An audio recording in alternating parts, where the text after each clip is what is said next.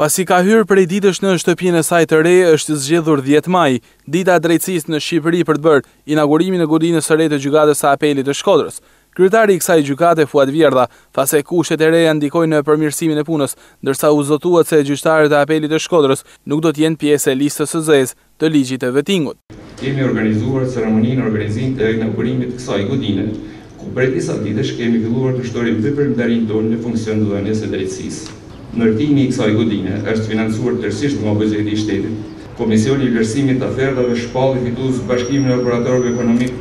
Gysi SHPK dhe Erxhel SHPK dhe Drini ASHPK,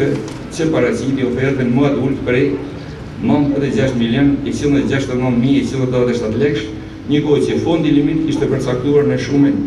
139 milion dhe për fëmijët procesit vettingut. Gjykata e Apelit Shkodër do të rezultojë në gjykatat më të mira të vendit tonë. Ministri i Drejtësisë Petrit Vasili tha se me institucionet e reja, por edhe reformën në drejtësi qytetarëve, do të rikthehet besimi tek drejtësia. Është vendi për të kuptuar që pikërisht 10 maj të 1113-s, qeveria e Vlorës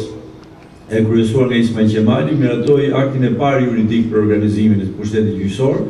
që titulloi Kanuni i Zhurisë, implementimit të reformës së drejtësisë, një reformë që ka qenë jo e lehtë, me objektivin themelor për ta bërë drejtësinë të besueshme nga qytetarët dhe për të hequr atë mosbesim që e ka shoqëruar për një kohë gjatë. I pranishëm ishte edhe kryetari i gjykatës së lartë Gjezair Zaganjori, i cili u shpreh se Shqipëria ka shumë pak investime në fushën e drejtësisë. Kam parasysh një raport paraqitur nga ASPESH, Shoqata e Gjyqtarëve Evropian, që ende Shqipëria për nga investimet në fushën e drejtësisë ngelet në vendet e fundit, do të thënë në raportin 1/5, në një kohë që mesatarja në Këshillin e Evropës është 1/36 dhe shtetet e rajonit e kanë 1/20, gjë që do të thotë që vëmendja për investime